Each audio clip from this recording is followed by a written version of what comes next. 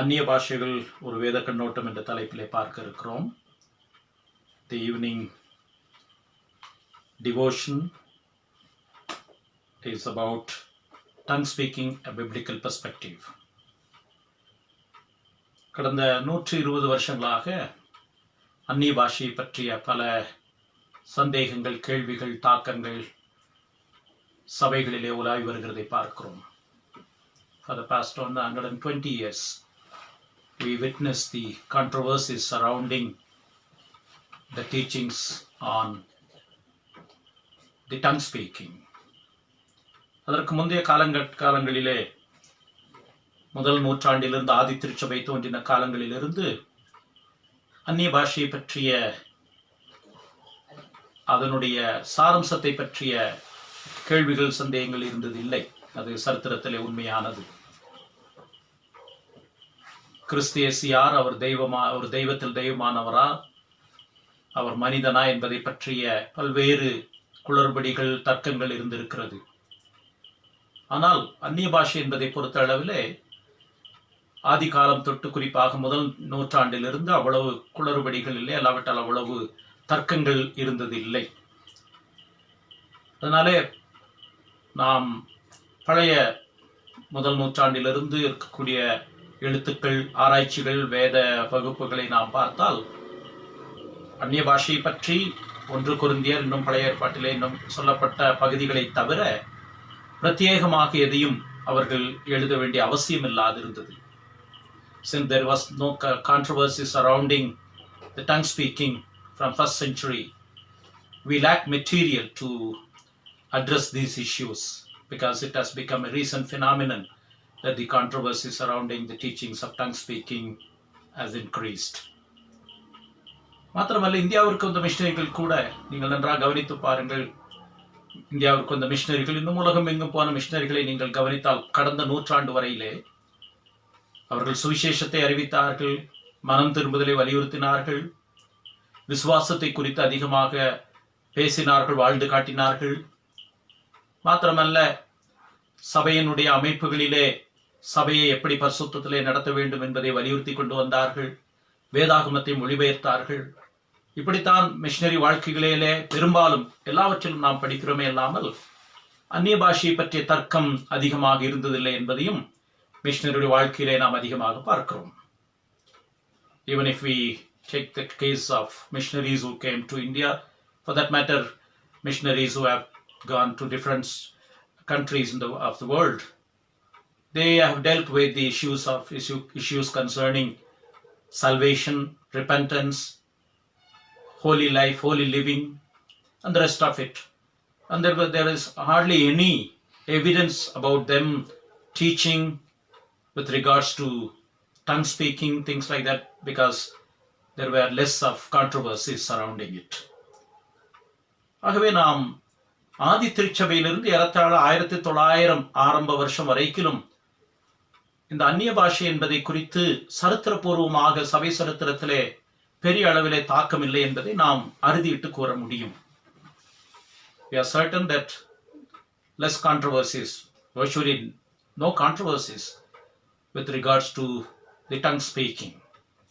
Only it's about 120 years, around about that period, that we have this discussion about tongue speaking. இந்த சில வருஷங்களாகத்தான், 120 வருஷங்களுக்கு மேலாகத்தான் அதிகமாக அந்நிய பாஷை சபையிலே எப்படி பிரயோகிக்கப்படுகிறது, அதனுடைய முக்கியத்துவம் என்ன என்பதை பற்றிய அநேக கோட்பாடுகள் வழங்கி வருகிறது. ஆகவே இந்த மாலையிலே நாம் உங்களுடைய விருப்பம் என்ன என்பதை பற்றி அக்கறைப்படாமல், அதற்கு முக்கியத்துவம் கொடுக்காமல், நம்முடைய உணர்வுகளுக்கு முக்கியத்துவம் கொடுக்காமல், கர்த்தருடைய வார்த்தை அந்நிய பாஷையை பற்றி என்ன சொல்லுகிறது என்பதை படித்து தெளிந்து அதன் மூலமாக நாம் தெளிவையும் பரிசுத்தாவினுடைய இரக்கத்தையும் பெற தேவன் கிருபை செய்வாராக. Through the study, let's set aside our preferences and likes and dislikes, even sentiments, but go forth to see what the Lord has to say, that the Word of God has to say about tongue speaking. And accordingly, may God enable us to have a fruitful life and understanding with regards to this teaching. அந்நிய பாஷை பற்றிய 4 தவறான கொள்கைகளை முதலாவது பார்க்கலாம். அதை படிக்கும் போதே ஏறத்தாழ நிறைய சந்தேகங்களுக்கு பதில் கிடைத்துவிடும் என்று நம்புகிறேன். அதனுடைய இறுதியாக நாம் 1 கொரிந்தியர் 14ஆம் அதிகாரத்தை மையமாக வைத்து சில காரியங்களை படிக்கப் போகிறோம். 4 தவறான அணுகுமுறைகள் அந்நிய பாஷை பற்றி நாம் பார்க்கலாம். As we proceed, we are looking into the 4 false claims with regards to tongue speaking, which obviously would help us to understand the basic tenets of tongue speaking. And then we will finally look into 1 Corinthians chapter 4, which elaborately deals with the subject called tongue speaking. முதலாவது தவறான அணுகுமுறை அந்நிய பாஷையை பொறுத்தளவிலே புதிய ஏற்பாட்டிலே மாத்திரம் அந்நிய பாஷை இருக்கிறது, அதுவும் அப்போஸ்தலர் 2ஆம் அதிகாரத்திலே மாத்திரம் இருக்கிறது என்று சொல்லக்கூடிய கோட்பாடு. The first false notion, false claim about tongue speaking is it's only found in the New Testament, especially in Acts chapter 2. It's only found in the New Testament. That is a false notion that we are going to see this evening. அதற்காக பழைய ஏற்பாட்டிலே இல்லை என்று சொல்லக்கூடிய கோட்பாடு இருக்கிறது. புதிய ஏற்பாட்டிலே மாத்திரம், பெந்தேகோஸ்தே நாளிலே மாத்திரம் அந்நிய பாஷை, அதற்கு பிறகு அந்நிய பாஷை என்று சொல்லுவது. ஆனால் வேதத்திலே பழைய ஏற்பாட்டில் இருந்தே அந்நிய பாஷை இருக்கிறது என்பதை உங்கள் முன்பாக வேத வசனத்தின் ஆதாரத்தோடு முன்வைக்க விரும்புகிறேன். With proof texts, I would like to dwell upon the fact that tongue speaking is not limited to the New Testament passages alone, but it is even found in the Old Testament. உபாகமம் 28ஆம் அதிகாரத்திற்கு வருவோம். உபாகமம் 28ஆம் அதிகாரம் நமக்கு தெரிந்த ஒரு பகுதி. இஸ்ரவேல் ஜனங்களுக்கு தேவன் அவர்கள் கானான் தேசத்தை சுதந்திரிப்பதற்கு முன்பதாக அவர்கள் பெற்றுக்கொள்ள வேண்டிய அவர்களுக்கு சொன்ன ஆலோசனைகளிலே, நீங்கள் என்னுடைய வார்த்தைக்கு செவி கொடுத்து என்னுடைய கற்பனைகளுக்கு கீழ்ப்படிந்தால் ஆசீர்வாதங்கள் வரும் என்று முதல் 14 வசனங்களிலே ஆண்டவர் சொல்லுகிறார். இன்று நான் உனக்கு விதிக்கிற என்னுடைய கட்டளைகளுக்கு நீங்கள் கீழ்ப்படிந்து உண்மையாய் செவி செய்ய கவனமாயிருந்து அவர் சத்தத்திற்கு உண்மையாய் செவி கொடுத்தால் சகல ஜாதிகளிலும் கர்த்தர் உன்னை மேன்மையாக வைப்பார். அப்பொழுது நீ இப்படி சொல்லப்படுகிற ஆசீர்வாதங்கள் எல்லாம் உண்மையில் வரும் என்பதை உபாகமம் 28ஆம் அதிகாரம் முதல் 14 வசனங்களிலே பார்க்கிறோம். 15ஆம் வசனத்திலிருந்து ஏறத்தாழ அந்த அதிகாரம் முடிய ஒரு நீண்ட சாபத்தினுடைய பட்டியல் இருக்கிறது. 14 வசனங்கள் ஆசீர்வாதம். ஆனால் 15ஆம் வசனம் எப்படி ஆரம்பிக்கிறது? இன்று நான் உனக்கு விதிக்கிற உன் தேவனாய கர்த்தருடைய கட்டளையின்படியும் கற்பனைகளின்படியும் நடக்க கவனமாயிருப்பதற்கு அவர் சத்தத்திற்கு செவி கொடாதே போனால் இந்த சாபங்கள் உண்மையில் பலிக்கும் என்று சொல்லப்படுகிறது. இங்கே சாபம் என்று சொல்லும் போது நாம் கவனிக்க வேண்டிய அம்சம், கடவுளுடைய வார்த்தை எப்பொழுதுமே ஆசீர்வாதத்தை கீழ்ப்படிகிறவர்களுக்கு ஆசீர்வாதத்தையும் கீழ்ப்படியாதவர்களுக்கு அதனுடைய எதிர்விளைவையும் கட்டளையிடுகிறது. ஆகவே கடவுளுடைய வார்த்தை தான் இங்கே அஸ்திபாரம். அதை நாம் புரிந்து கொள்ள வேண்டும். கடவுளுடைய வார்த்தை அஸ்திபாரமாக இருக்கும் பொழுது இயேசு கிறிஸ்துவும் கற்பாரின் மேல் வீட்டை கட்டினவன் வசனத்தை கேட்டதன்படி செய்கிறவன் கற்பாரின் மேல் வீட்டை கட்டினவன் அந்த வீடு நிலைத்து நிற்கிறது, என் வார்த்தையை கேட்டதன்படி செய்யாதவன் மணலின் மேல் வீடு கட்டுகிறவன் என்று சொன்னார். ஆகவே அந்த சாபமான வார்த்தைகளிலே உபாகமம் 28ஆம் அதிகாரம் 49-50ஆம் வசனத்தை பாருங்கள். Deuteronomy chapter 28 deals with the aspects of blessing and curses. We know God, Yahweh, commanded Israel to hearken his voice and act accordingly and to obey, through which they receive the blessings of obedience. And first 14 verses describe the blessings that the Israelites would inherit if they hearken unto the voice of God. And later on from verses 15, almost for about 50 verses, it deals with the subject of curse, which means God's word is the center, and if you obey, there are blessings. If you disobey, there are curses. So if we turn our Bibles to Deuteronomy chapter 28 and verse 49 and 49, there is an hint of tongue speaking which comes under this aspect. உபாகமம் 28:49-50. கிழவன் என்று முகம் பாராமலும் வாலிபன் என்று இறங்காமலும் இருக்கும் கொடிய முகமுள்ளதும் உனக்கு தெரியாத பாஷையை பேசுகிறதுமான ஜாதியை வெகு தூரத்தில் உள்ள பூமியின் கடையாந்தரத்தில் இருந்து கர்த்தர் உன்மேல் கழுகு பறக்கும் வேகமாய் வரப்பண்ணுவார்.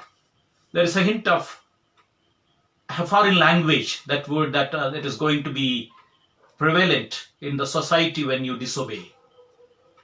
இப்படி நாம் இந்த பகுதியிலே நாம் பார்க்கிற மூல பாஷையில இதையும் அந்நிய பாஷை, இன்னொரு பாஷை, புதியாத பாஷை, அல்லாவிட்டால் நீ அறியாத அந்த பாஷை என்று சொல்லப்படுவதை பார்க்கிறோம். இப்படி பழைய ஏற்பாட்டிலே உபாகமத்திலே துவங்கி தொடர்ந்து வருகிறதை நாம் பார்க்கிறோம். ஏசாயா 28 அதிகாரம் 19 வசனத்திற்கு வருவோம். அதற்கு முன்பாக இன்னொரு வசனத்தையும் நாம் பார்ப்பது நல்லது. 2 நாளாகமும் 7 அதிகாரத்திற்கு வருவோம். Let's systematically go from the Old Testament, right from Old Testament books. We have seen Deuteronomy chapter 28. Now let's look into 2 Chronicles chapter 7 verses 20 through 22. Deuteronomy chapter 7 20 through 22. 20 to 22. 2 நாளாகமும் 7 அதிகாரம் 20 வசனத்திலிருந்து 19 வசனத்தை பார்க்கலாம். 19 வசனத்திலே உபாகமத்திலே சொல்லப்பட்ட அதே நிபந்தனை அங்கே இருக்கிறதை நாம் பார்க்கிறோம். 2 நாளாகமும் 7:19. 2 Chronicles chapter 7 and verse 18. நீங்கள் வழி விலகி நான் உங்களுக்கு முன்வைத்த என் கட்டளைகளையும் என் கற்பனைகளையும் விட்டு போய் வேறே தேவர்களை சேர்த்து அவர்களை பணிந்து கொள்வீர்களானால், இது கிட்டத்தட்ட உபாகமத்திலே சொல்லப்பட்ட அதே வார்த்தைகள். நீங்கள் என்னுடைய வார்த்தைக்கு செவி கொடுக்காமல் நீங்கள் என்னுடைய வார்த்தையை மறுத்து நீங்கள் அந்நிய தேவர்களை பின்பற்றுவீர்களானால், அல்லது என்னுடைய வார்த்தைக்கு நீங்கள் கீழ்ப்படியாவிட்டால் சாபங்கள் என்று ஆண்டவர் உபாகமம் 28 அதிகாரம் 15 வசனத்தில் சொன்னது போல அதே முகவுரையை இங்கே நாம் பார்க்கிறோம். A similar introduction that we see in 2 Chronicles chapter 7 and 19, which is similar to Deuteronomy chapter 28 and 15, where God is addressing the Israelites with these words: if you don't hearken unto my voice, this is what is going to happen to you.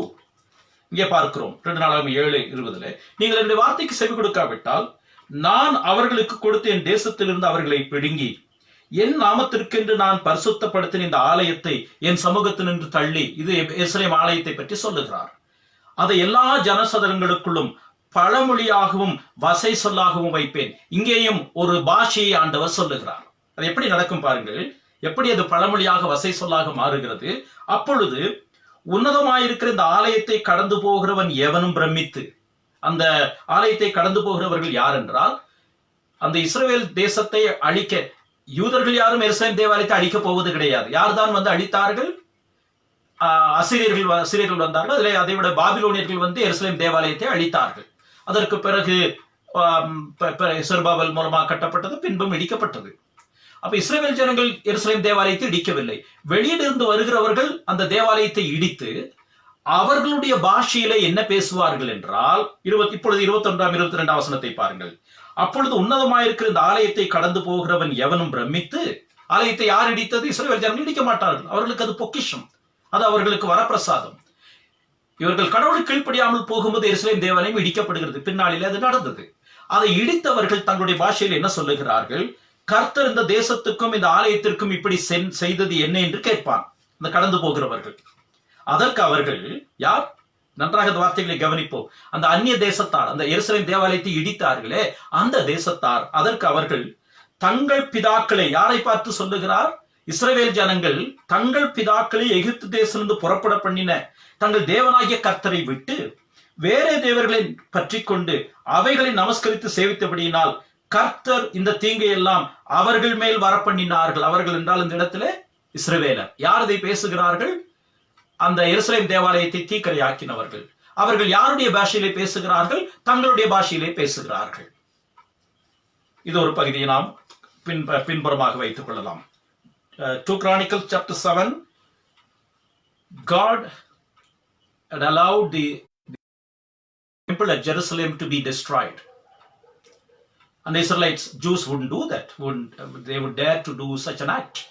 So those who have destroyed the temple would walk through the streets of Jerusalem, pointing towards the temple and the rest of the buildings. Why this has happened? Because they disobeyed their God, Yahweh. That's why we could walk into the streets of Jerusalem and the rest of Israel, the towns of Israel. So they converse in their own language, stating that God, Yahweh, their God, if only they obeyed their God, these things wouldn't have taken place. But because they didn't hearken the word of their God, Yahweh, this is what is happening. So in effect, they are giving glory to God, but describing the disobedience that the people have undergone or they have displayed. இந்த இடத்துல நாம் என்ன பார்க்கிறோம்? வெளியிலிருந்து வந்தவர்கள் கடவுளுடைய மகத்துவத்தை பேசுகிறார்கள். இந்த ஆலயத்தை பார்க்கிறோமே, இந்த கட்டடங்களை பார்க்கிறோமே, இது எவ்வளவு பிரமாதமானது. இந்த ஜனங்கள் தங்களுடைய தெய்வமாகிய யெகோவாவுக்கு கீழ்ப்படிந்திருந்தால் நமக்கு இப்படி நடந்திருக்காது. அவர்கள் கீழ்ப்படியாதபடியினாலே இப்படி நாம் நடந்து இந்த காரியங்களை செய்கிறோம் என்று கடவுளை மகத்துவப்படுத்தி பேசுகிறார்கள் என்பதை கவனிக்க வேண்டும். இதற்கு ஒரு சிறிய உதாரணத்தையும் சொல்ல விரும்புகிறேன். நடைமுறை உதாரணம். ஒருவேளை நாம் கோர்ட்டுக்கு போனால், போக நேரிட்டால், ஒரு சில பெயர்களை கூப்பிட்டால் ஒருவேளை இந்த நீதி ஸ்தலத்தில் இருக்கக்கூடியவர் அதிர்ச்சி அடைய மாட்டார். ஒரு கிறிஸ்தவனுடைய பெயர் அங்கே கூப்பிட்டால் அவர்கள் கேட்பார்கள், நீ எங்கே இங்கே வந்தாய்? உன்னுடைய வேதம் எப்படி சொல்லுகிறது? உண்மையா இருக்க சொல்லுகிறது அல்லவா? பயபக்தியா இருக்க சொல்லுகிறது அல்லவா? அப்படி என்றால் அந்த நீதி ஸ்தானத்திலே ஆண்டவருடைய நாமம் தூஷிக்கப்படவில்லை. ஆண்டவருடைய நாமத்தை அவர் கனப்படுத்துகிறபடினாலே தான் அதிர்ச்சியோடு பார்க்கிறார். இதை நாம் கூர்ந்து கவனிக்க வேண்டும். அந்த குற்றம் செய்தவரினால் ஆண்டவருடைய நாமம் கனவீனப்பட்டது உண்மைதான். ஆனால் புறஜாதி ஆகிய ஒரு நீதி அரசர் இருக்கிறார் என்று வைத்துக் கொள்ளும். அவர் என்ன நினைப்பார்? உங்களுடைய வேதம் என்ன அருமையான கருத்துக்களை சொல்லுகிறது, நீங்கள் எப்படி இங்கே வந்தீர்கள் என்று கடவுளுக்கும் கடவுளுடைய வார்த்தைக்கும் கூறிய கனத்தை கொடுப்பதனால இந்த வார்த்தையை சொல்லுகிறதை பார்க்கிறோம். ஏசாயா 28 அதிகாரத்திற்கு வருவோம். 3வது பகுதி. இந்த ஏசாயா 28 அதிகாரம் 11 வசனத்தை தான் பவுல் 1 கொரிந்தியர் 14 அதிகாரத்திலே விவரித்து சொல்லுகிறார் என்பதையும் நாம் கூர்ந்து கவனிக்க வேண்டும். ஏசாயா 28 அதிகாரம் 11-12 வசனத்தை பார்க்கலாம். ஏசாயா 28 11-12. பரியாச உதடுகளினாலும் அந்நிய பாஷையினாலும் இந்த ஜனத்தோட பேசுவார். இதுவே நீங்கள் இளைத்தவனை இளைப்பார பண்ணத்தக்க இளைப்பாறுதல், இதுவே ஆறுதல் என்று அவர்களோட அவர் சொன்னாலும் கேட்க மாட்டோம் என்கிறார்கள். தயவுசெய்து ஏசாயா 28:11 ஒரு விரலை வைத்துக் கொண்டு 1 கொரிந்தியர் 14 அதிகாரத்திற்கு திருப்புவோம். இதே வார்த்தையைத்தான் 1 கொரிந்தியர் 14 அதிகாரத்தில் அந்நிய பாஷையை பற்றி பேசும்போது பவுல் எழுதும்போது, விவரமாக எழுதும்போது இந்த பழைய ஏற்பாட்டு வார்த்தையை பயன்படுத்துகிறதை நாம் பார்க்கிறோம். Please look into Isaiah chapter 28 and verse 11. Having a finger upon this verse, let's come back to 1 Corinthians chapter 4:14 verse 21, in which Paul is quoting this particular passage when he was dealing the subject on tongues. 1 கொரிந்தியர் 14 அதிகாரம் 21 வசனத்திலே, மறுபாஷைக்காரராலும் மறு உதடுகளாலும் இந்த ஜனங்களிடத்தில் பேசுவேன், ஆகிலும் அவர்கள் எனக்கு செவி கொடுப்பதில்லை என்று கர்த்தர் சொல்லுகிறார் என்று வேதத்தில் எழுதியிருக்கிறதே. அது எதை சொல்லுகிறது? ஏசாயா 28 அதிகாரம் 11 வசனத்தை தான் அங்கே சொல்லுகிறார். ஆகவே பவுல் எடுத்து கையாளுகிற 1 கொரிந்தியர் 14 அதிகாரத்தில் எடுத்து கையாளுகிற இந்த வார்த்தையானது ஏசாயா 28:11 இருக்கிறது, பழைய ஏற்பாட்டிலே இருக்கிறது. இன்னும் ஒரு பகுதி, அப்போஸ்தலர் 2 அதிகாரம் 13-15 வரைக்கும் பெந்தெகோஸ்தே நாளிலே நடந்த சம்பவத்தை விவரிக்கும் போது பேதுரு பெந்தெகோஸ்தே நாளிலே செய்த பிரசங்கத்திலே யோவேல் தீர்க்கதரிசியிலிருந்து தீர்க்க தரிசனத்தை சொல்லுகிறார். அப்போஸ்தலர் 2:17-18-19 அவர் என்ன சொல்லுகிறார்? 16 வசனத்திலேயே சொல்லுகிறார், தீர்க்கதரிசியாகி யோவேலினால் உரைக்கப்பட்டபடியே இது நடந்தேறுகிறது. அந்த நாளிலே அந்த பெந்தெகோஸ்தே நாள் நடந்த சம்பவம். கடைசி நாள் நான் மாம்சமான யாவர் மேல் ஆவி ஊற்றுவேன் என்று சொன்னார். இதை யோவேலில் இருந்து அவர் மேற்கோள் காட்டுகிறார். Acts 2:16 and 17, the preaching of the apostle Peter, he is quoting the prophecy from Joel, the book of Joel. ஆகவே பழைய ஏற்பாட்டிலும் புதிய ஏற்பாட்டிலும் அந்நிய பாஷை இருக்கிறது என்பதை நாம் விளங்கிக் கொள்ள வேண்டும். இன்றைக்கு நிறைய பேர் புதிய ஏற்பாட்டிலே மாத்திரம் இருக்கிறது, அதுவும் அப்போஸ்தலர் நடவடிக்கைகளிலே மாத்திரம் இருக்கிறது, அதை தொடர்ந்து இருக்கிறது என்று சொல்லுகிறார்கள். வேதத்திற்கு புறம்பானதா அழுத்தம் திருத்தமாக நாம் அதனுடைய பல அம்சங்களை பழைய ஏற்பாட்டிலே பார்க்கிறோம். பவுல் அந்த ஏசாயாவில் 28:11 அவர் எடுத்த வார்த்தைகளை பார்க்கிறோம். இரண்டாவது, அந்நிய பாஷை என்பது ஒரு வரம் என்பதை நாம் அறிந்து கொள்ள வேண்டும். முதலாவது, இது புதிய ஏற்பாட்டிலே மாத்திரம் இருக்கிறது என்ற தவறான வாதம். இரண்டாவது, இது ஒரு வரம் என்பதை தவறாக புரிந்து கொண்ட நிலைமை. It is a gift but sadly misunderstood, because the very aspect of gifts is being misunderstood by many. ஆவிக்குரிய வரங்கள் என்றால் என்ன? வரம் என்பது எல்லா காலத்திலும் எல்லா வரமும் எல்லாருக்கும் கொடுக்கப்படவில்லை என்பதை விளங்கிக் கொள்ள வேண்டும். When we deal with gifts, we have to understand the basic fact that gifts are not for all at all season, and every gift. எல்லா வரமும் எல்லா காலத்திலும் எல்லாருக்கும் கொடுக்கப்படவில்லை. வேதத்தை ஆதாரமாக வைத்து நான் சொல்ல விரும்புகிறேன். தயவு செய்து வேத புஸ்தகத்தை நீங்கள் திருப்பி பாருங்கள், வசனங்களை குறித்து வைத்து ஆராய்ந்து பாருங்கள். 1 கொரிந்தியர் 12ஆம் அதிகாரத்திலே ஆவிக்குரிய அந்நிய பாஷை என்பது வரம் என்பதை நாம் தெளிவாக ஒத்துக்கொள்கிறோம். அதில் எந்த மாற்று கருத்தும் கிடையாது. ஆனால் வரம் என்பது எல்லா காலத்திலும் எல்லாருக்கும் எல்லா நாளிலும் கொடுக்கப்படவில்லை என்பதை வேதத்திலிருந்து நாம் பார்க்கலாம். 1 கொரிந்தியர் 12ஆம் அதிகாரம் 8ஆம் வசனத்திலிருந்து பார்க்கிறோம். எப்படி எனில் ஒருவனுக்கு ஆவியினாலே ஞானத்தை போதிக்கும் வசனம் வரம் இவைகளெல்லாம் சொல்லிவிட்டது. 11ஆம் வசனத்துல இவைகளை எல்லாம் அந்த ஒரே ஆவியானவர் நடப்பித்து தமது சித்தத்தின்படியே அவனவனுக்கு பகிர்ந்து கொடுக்கிறார். God the Holy Spirit distributes the gifts according to God's plan and for the benefit of the church. வரங்களை பகிர்ந்து கொடுக்கிறார். எல்லா காலத்திலும் எல்லா வரமும் எல்லாருக்கும் கிடையாது. அதே அதிகாரம் 1 கொரிந்தியர் 12ஆம் அதிகாரம் 29-30 வசனங்களை பார்க்கலாம்.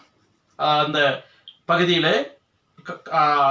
வரத்தை பற்றி சொல்லும்போது சரீரத்தினுடைய அவயவங்களை பற்றி பேசல. எல்லா அவயவம் ஒரே மாதிரி செயல்படுவது கிடையாது. ஒவ்வொரு அவயவத்திற்கும் ஒவ்வொரு பங்களிப்பு உண்டு. ஆகவே 29ஆம் வசனத்துல எல்லாரும் அப்போஸ்தலர்களா? அப்ப பதில் என்ன? இல்லை. எல்லாரும் தீர்க்கதரிசிகளா? இயற்கையான பதில் இல்லை. எல்லாரும் போதகர்களா? எல்லாரும் அற்புதங்களை செய்கிறவர்களா? எல்லாரும் குணமாக்கும் வரங்களுடையவர்களா? எல்லாரும் அந்நிய பாஷை பேசுகிறார்களா? எல்லாரும் வியாக்கியானம் பண்ணுகிறார்களா? அப்போ இயற்கையான பதில் இல்லை இல்லை என்பதுதான். Does all speak in tongues? Does all have the gift of prophecy and healing ministries? Do all our apostles? Do all our prophets? The obvious answer has to be no. It can't be. The answer lies in the question itself. ஆகவே வரம் என்பது பகிர்ந்து கொடுக்கப்படுகிறது. கடவுள் தம்முடைய ஆவியானவர் தம்முடைய சித்தத்தின்படி பகிர்ந்து கொடுக்கிறார். சில வரங்களை அடையாள வரங்கள் என்று கூட வேதம் சொல்லுகிறது. அதற்கான வேத வசனங்களை பார்க்கலாம். There are sign gifts. சில அடையாள வரங்கள் வேதத்தில் இருக்கிறது. அதை அஸ்திபார வரங்கள் என்று சொல்லுகிறோம். The foundational gifts. அப்படி என்று சொன்னால் இந்த வேதத்தை எழுதுவதற்கும் அந்த வேதத்தை நிறைவேற்றி அதை எழுதுவதற்குமான சில அஸ்திபாரமான வரங்களை தேவன் கட்டளையிட்டிருக்கிறார். நாம் அஸ்திபாரத்தை எப்பொழுதும் போடுவது கிடையாது. அது ஒரு காலகட்டத்தில் போட்டதற்கு பிறகு அஸ்திபாரத்தை நாம் மறுபடியும் போடுவது கிடையாது. ஆகவே சில வரங்கள் அஸ்திபார காலத்துக்குரியது. There are some foundational gifts. அதற்கான 1-2 ஆதாரங்களை பார்ப்பது நல்லது. பழைய ஏற்பாட்டிலிருந்தே வருவோம். யாத்திராகமம் 4ஆம் அதிகாரத்திலே மோசே இடத்துல ஆண்டவர் நீ போய் இஸ்ரவேல் ஜனங்களை மீட்டுக்கொண்டு எகிப்திலிருந்து கூட்டிக் கொண்டு வா என்று சொல்லும் போது அவன் இஸ்ரவேல் ஜனங்களை என்னை நம்ப மாட்டார்கள். யாத்திராகமம் 4ஆம் அதிகாரம் 1ஆம் வசனம். என் வாக்குக்கு செவி கொடுக்க மாட்டார்கள். கர்த்தர் உனக்கு தரிசனமாகவில்லை என்று சொல்லுவார்கள். ஆகவே நான் என்ன செய்வது? அப்பொழுது ஆண்டவர் ஒரு தடியை காண்பித்து என்ன சொன்னார்?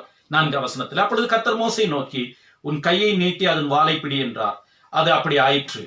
5ஆம் வசனத்தில் ஆண்டவர் சொல்லுகிறார் ஆபிரகாமின் தேவனும் ஈசாக்கின் தேவனும் யாக்கோபின் தேவனுமாயிருக்கிற தங்கள் பிதாக்களுடைய தேவனாய் கர்த்தர் உனக்கு தரிசனமானதை அவர்கள் நம்புவதற்கு இதுவே அடையாளம். This is called the sign gifts. இது அடையாளம். மோசே பெரிய அற்புதங்களை செய்தான். அந்த கோலை வைத்துக் கொண்டு அடையாளங்களை செய்தான். அதை ஆண்டவர் என்ன சொன்னார்? இஸ்ரவேல் ஜனங்கள் நம்புவதற்கு, அல்லாவிட்டால் எகிப்தில் இருக்கக்கூடியவர்களும் பார்ப்பதற்கு இது அடையாளம் என்று சொன்னார். There are sign gifts that God has designed for the simple reason that the word of God has to bring to conclusion, to completion, after which there are other gifts that continue. ஆண்டவராகிய இயேசு கிறிஸ்து உன்னுடைய வாழ்க்கையில் நடந்த ஒரு சம்பவத்தை பார்க்கலாம். மத்தேயு mark எழுதின சுவிசேஷம் 2ஆம் அதிகாரத்திலே திமிர்வாதக்காரனை தூக்கி கொண்டு வந்தார்கள். இயேசு முதலாவது என்ன சொன்னார்? மார்க் 2ஆம் அதிகாரம் 5ஆம் வசனத்தில் உன் பாவங்கள் உனக்கு மன்னிக்கப்பட்டது என்றார். திமிர்வாதக்காரனை பார்த்து உன் பாவங்கள் உனக்கு மன்னிக்கப்பட்டது என்றார். அப்பொழுது இவர் என்ன என்று சொல்லி தேவதூஷணம் பேசினார்கள். அந்த வசனத்தை பாருங்கள். மார்க் 2ஆம் அதிகாரம் 10ஆம் வசனத்திலே பூமியிலே பாவங்களை மன்னிக்க மனுஷகுமாரனுக்கு அதிகாரம் உண்டு என்பதை நீங்கள் அறிய வேண்டும் என்று சொல்லி திமிர்வாதக்காரனை நோக்கி நீ எழுந்து உன் படுக்கை எடுத்துக்கொண்டு உன் வீட்டுக்கு போய் என்று உனக்கு சொல்லுகிறேன் என்றான். In the narrative that we read in Mark chapter 2, our Lord has done something dramatic, that he has said, your sins are forgiven. And there was obvious murmurings. And the Lord was healing this man to prove that he has the authority to forgive sins. So this is called sign wonders. எல்லா காலத்திலும் எல்லாரும் அற்புதம் செய்யவில்லை. ஆனால் சில சமயத்திலே இந்த காரியத்தை நடப்பித்ததை பார்க்கிறோம். பவுலும் கூட அப்போஸ்தலனுடைய வரங்கள் எங்களுடைய பலத்த செய்கைகளின் மூலமாக நிரூபிக்கப்பட்டது என்று சொல்லுகிறார். 2 கொரிந்தியர் 12ஆம் அதிகாரம் 12ஆம் வசனத்திலே பார்க்கலாம். 2 Corinthians chapter 12 and verse 12 we read about Paul's apostle in the authority of apostleship. 2 Corinthians chapter 12 verse 12. 2 கொரிந்தியர் 12ஆம் அதிகாரம் 12ஆம் வசனத்திலே பவுல் என்ன சொல்லுகிறார்? அப்போஸ்தலனுக்குரிய அடையாளங்கள் எல்லா விதமான பொறுமையோடும் அதிசயங்களோடும் அற்புதங்களோடும் வல்லமைகளோடும் உங்களுக்குள்ளே நடப்பிக்கப்பட்டதே. The mighty works, the wondrous works of an apostle, the sign of apostle has been wrought amidst you, among you, with all power and majesty. So there is something called the sign wonders, sign gifts. நாம் பார்க்கலாம். எபேசியர் இதற்கு நோக்கத்தை எபிரேயர் 3ஆம் அதிகாரம் 2ஆம் அதிகாரத்திலே படிக்கிறோம். The entire aspect of sign gifts is summarized that we read in Hebrews chapter 2 and verses 3 and 4.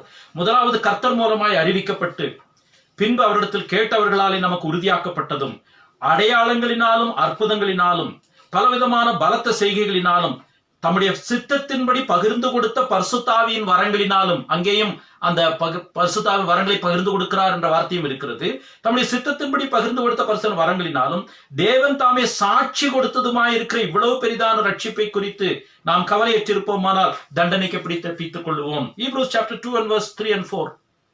The miracles that the Lord has wrought through his servants, various nature, and the Holy Spirit and the gift that the Holy Spirit pleases to distribute, through which the testimony is proved that salvation is there.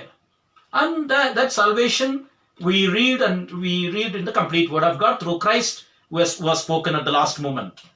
Hebrews 1:1. எபிரேயர் 1ஆம் அதிகாரம் 1ஆம் வசனத்திலே பூர்வ காலங்களில் பங்கு பங்காகவும் வகை வகையாகவும் தீர்க்கதரிசிகள் மூலமாய் பிதாக்களுக்கு திருவிழம் பற்றின தேவன் இந்த கடைசி நாட்களில் குமாரன் மூலமாய் நமக்கு திருவிழம் பற்றினார். இவரை சர்வத்துக்கும் சுதந்திர வழியாக நியமித்தார். இவரை கொண்டு உலகங்களையும் உருவாக்கினார்.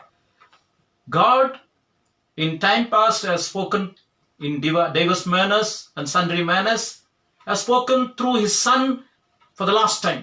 In the last days he has spoken. So Christ was a final revelation.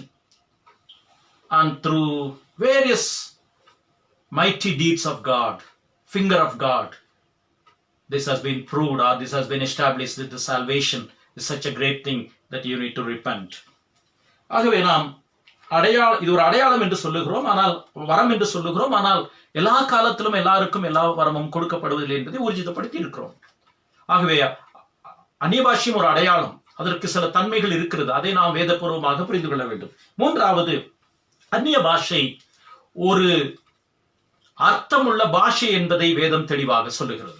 The third wrong notion is that the tongue speaking, many tend to advocate it is an unknown language, it is an ecstatic language, it is in a transcending manner. No, Bible clearly states it is a language of foreign origin. நமக்கு ஒருவேளை அந்த பாஷை தெரியாமல் இருக்கலாம். நாம் அந்நிய பாஷையை பேசுகிறோம் என்று உதாரணமாக வைத்துக் கொள்ளலாம். நமக்கு அது தெரியவில்லை. ஆனால் உலகத்திலே ஏதோ ஒரு இடத்திலே இது பேசப்படுகிற ஒரு பாஷை என்பதை வேதம் அழுத்தம் திருத்தமாக போதிக்கிறது. It is emphatic in the Bible, in the scriptures, that is, tongues is another language which has proper meaning like any other language. அதற்கான சில வசனங்களையும் பார்க்கலாம். மறுபடியும் நாம் வசனத்தை பார்ப்பது நல்லது என்று சொல்லிக் கொண்டே இருக்கிறோம். அப்போஸ்தலர் 2ஆம் அதிகாரம் 11ஆம் வசனத்திற்கு வருவோம். Acts chapter 2 verses 11. The earlier part of Acts 2 describes how it can be established that it is a language with proper meaning. அங்கே அவர்கள் 8ஆம் வசனத்திலிருந்து படிக்கிறோம். இவர்கள் பேசுகிறவர்கள் எல்லாரும் கலிலேயர் அல்லவா? verse 7. கலிலேயர் என்று சொன்னால், நம்முடைய பாஷையிலே சொன்னால், இவர்கள் எல்லாரும் அவர்களுடைய மொழியை கூட பேச தெரியாத படிப்பறியாதவர்கள் என்று சொல்லுகிற வார்த்தை. அப்போஸ்தலர் 4ஆம் அதிகாரம் 12ஆம் வசனத்திலே பேதுருவும் யோவானும் பேசுகிற தைரியத்தை அவர்கள் கண்டு அவர்கள் படிப்பறியாதவர்கள் என்றும் பேதையும் உள்ளவர்கள் என்றும் அறிந்து அவர்கள் இயேசுவுடனே கூட இருந்தவர்கள் என்று அறிந்து கொண்டார்கள். ஆகவே இந்த அப்போஸ்தலர்கள் அந்நிய பாஷையிலே பேசும்போது இவர்கள் கலிலேயர்கள் என்றால் இவர்களுக்கு இவர்களுடைய பாஷையை கூட ஒழுங்காக பேச தெரியாது. நாம் எருசலேமை பேசுகிறோமே, இந்த எபிரேய பாஷையினுடைய மேன்மை கூட இவர்களுக்கு தெரியாது. அப்படி இருக்க அந்த வானத்தின் பல தேசத்திலிருந்து வந்த அந்த யூதர்கள் நம்மில் அவரவர் ஜென்ம பாஷைகளிலே இவர்கள் பேச கேட்கிறோமே. அங்கே 17 வகையான கூட்டம் இருக்கிறது. அந்த 17 வகையான கூட்டமும் 11 வசனத்தை பார்க்கலாம். கிரேத்தரும் அரபியருமாகிய நாம் நம்முடைய பாஷைகளிலே இவர்கள் தேவனுடைய மகத்துவங்களை பேச கேட்கிறோமே. இங்கே தெளிவாக பார்க்கிறோம், அங்கே வானத்தின் கீழ் இருந்து பல தேசங்களிலிருந்து வந்திருக்கிறார்கள். பொதுவாக யூத ஆண்மக்கள் 3 முறை தேவாலயத்துக்கு போக வேண்டும். கண்டிப்பாக எருசலேம் தேவாலயத்துக்கு போக வேண்டும். பஸ்கா பண்டிகைக்கு போக வேண்டும். பெந்தேகோஸ்தே என்கிற சொல்லுகிற முதற்கனி என்று சொல்லக்கூடிய வாரங்களின் பண்டிகைக்கு போக வேண்டும். அடுத்தது கூடார பண்டிகைக்கு போக வேண்டும். அப்ப பஸ்கா பண்டிகையிலிருந்து 49 நாள் கழித்து 50வது நாள் தான் பெந்தேகோஸ்தே நாள். பெந்தேகோஸ்தே என்கிற வார்த்தைக்கு அர்த்தமே 50வது. அதாவது எதிலிருந்து 50வது? பஸ்கா பண்டிகையிலிருந்து 50வது முதல் கனியின் நாள். 7 வாரங்கள் கழித்து, பஸ்கா பண்டிகையிலிருந்து 7 வாரங்கள் கழித்து, 7 × 7 49, 50வது நாள் இந்த வாரங்களின் பண்டிகை அனுசரிக்க வேண்டும். அந்த முதற் கனியின் பலனை அனுசரிக்க வேண்டும். அதுதான் பழைய ஏற்பாட்டிலே சொல்லப்பட்ட பெந்தேகோஸ்தே பண்டிகை. இப்ப நிறைய பேர் பல தேசங்களிலிருந்து வருகிறவர்கள் பஸ்கா பண்டிகை முடித்துவிட்டு அங்கேயே தங்கி இருப்பார்கள். இதையும் முடித்துவிட்டு போய்விடலாம் என்று, தூரமாக நாம் போய்விட்டு வர முடியாது என்று அந்த பெந்தேகோஸ்தே பண்டிகைக்காக, முதற் பலனின் பண்டிகைக்காக அங்கே இருந்து விடுவார்கள். அப்பொழுது அவர்கள் நம்முடைய ஜென்ம பாஷையிலே இவர்கள் தேவனுடைய மகத்துவங்களை பேசுகிறார்கள் என்று சொல்லுகிறார்கள். இவர்கள் எல்லாரும் யூதர்கள், பல இடங்களிலே அங்கே இருக்கிறவர்கள், அந்த பாஷைகளை பேசுகிறவர்கள், மத்திய தரைக்கடலில் சுற்றியுள்ள தேசங்களை சேர்ந்தவர்கள். அவர்கள் நம்முடைய பாஷைகளில் இவர்கள் பேசுகிறார்களே, இவர்கள் கலிலேயர், அவர்களுடைய பாஷையை கூட பேச தெரியாது என்று சொன்னார்கள். இப்படி அந்நிய பாஷை என்பது ஒரு தெளிவான பாஷை என்பதை நாம் ஏற்றுக்கொள்கிறோம். இன்னொரு பகுதியை நாம் பார்ப்பது நல்லது. 1 கொரிந்தியர் 14ஆம் அதிகாரத்திற்கு வருவோம். 1 கொரிந்தியர் 14ஆம் அதிகாரம் பவுல் தீர்க்க தரிசன வரத்தையும் அந்நிய பாஷை பற்றியும் தான் அதிகமாக பேசுகிறார். இரண்டையும் ஒப்பிட்டு பேசுகிறதை நாம் 1 கொரிந்தியர் 14 படிக்கிறோம். தீர்க்க தரிசன வரமும் அந்நிய வரமும் எப்படி சபையிலே செயல்பட வேண்டும், அதில் இருக்கக்கூடிய சாதக பாதகங்களை அது சபையினுடைய வரமாக அவர் பேசிக்கொண்டு வரும்போது அந்த பின்னணியில இதை பேசுகிறார். இது தனிப்பட்ட ஒரு காரியம் அல்ல, ஏதோ ஒரு மூலையில வேற இடத்துல பேசின காரியம் அல்ல. 1 கொரிந்தியர் 14ஆம் அதிகாரம் அந்நிய பாஷையை பற்றி பிரத்யேகமாக பேசுகிற ஒரு அதிகாரம் என்பதை நாம் புரிந்து கொள்ள வேண்டும். அதுல என்ன சொல்லுகிறார்? உலகத்தில் 10ஆம் வசனத்தை பார்க்கலாம். 1 கொரிந்தியர் 14:10. உலகத்தில் எத்தனையோ விதமான பாஷைகள் உண்டாயிருக்கிறது, அவைகளில் ஒன்றும் அர்த்தம் இல்லாதது அல்ல. எந்த பின்னணியிலே பவுல் இதை பேசுகிறார் என்பது முக்கியம். அந்நிய பாஷையை பற்றி பேசும்போது சொல்லுகிறார், ஆயினும் பாஷையின் கருத்தை நான் அறியாமல் இருந்தால் பேசுகிறவனுக்கு நான் அந்நியனாயிருப்பேன், பேசுகிறவனும் எனக்கு அந்நியனாயிருப்பான். பாஷையின் கருத்தை நான் அறியாமல் இருந்தால், அப்ப பாஷைக்கு கருத்து இருக்கிறது. 10ஆம் வசனத்திலே சொல்லுகிறார், உலகத்தில் உள்ள எல்லா பாஷைகளுக்கும் அர்த்தம் இருக்கிறது. ஆனால் இங்கே அந்நிய பாஷை என்பது எப்படி சொல்லப்படுகிறது?